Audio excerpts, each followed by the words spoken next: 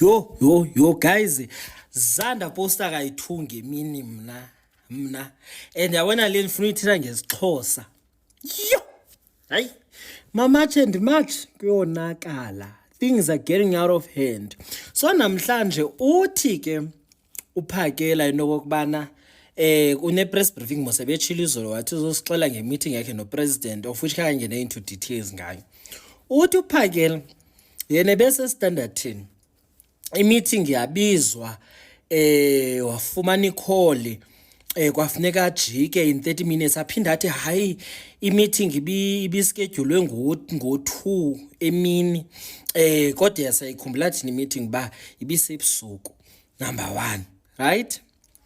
Kutha ke ngoku phofu uMamuluko Khubayi when they were addressing in that joints izolo uthe ophakela ngabo ababhale ileta bathi bacela i-meeting no president, upresident wabanika ke i-meeting.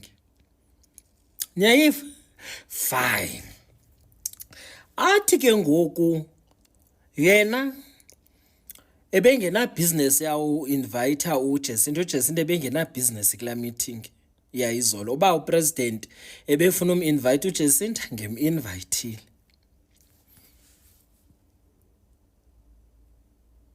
President ngemfonela uJacinta invite and zininzi meetings uJacinta yakuzo ehamba naye akudingeki nophakela uba makade abe khona.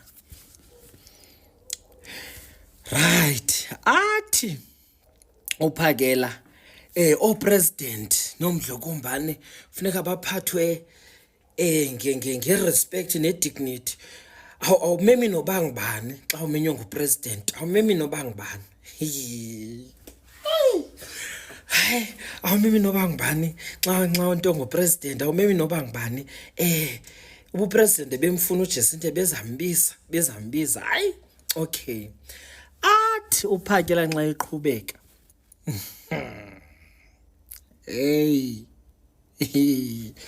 athi futhi yena akayazi ba intoni lingaka.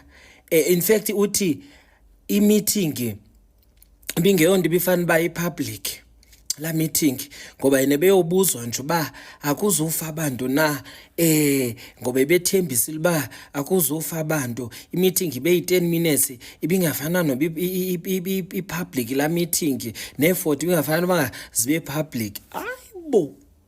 And ke ngoku yena akayomember ye-March and March i-March and March kaJacinta yena ebeyoncedisa uJacinta as a man funeka lokhu ibe khona indoda amadoda azoncedisa uJacinta kungavele nje kuthuleke yena bezenensizwe nozidibanisela ubiyaphi. Mna andiyazi nozithethela ngokweni biyaphi befuneka kuzwe nensizwa bengazoyeka yena bengazoyeka umfazi enze lento eyi-1. Hayi nawuzidecidela abantazi.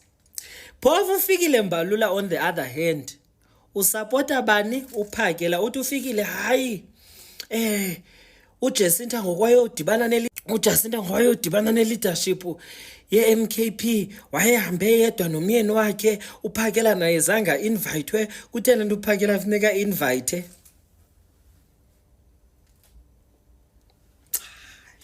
Niyazibonela uba mna ndithikutheni mna nina zidisayideleni uba kutheni.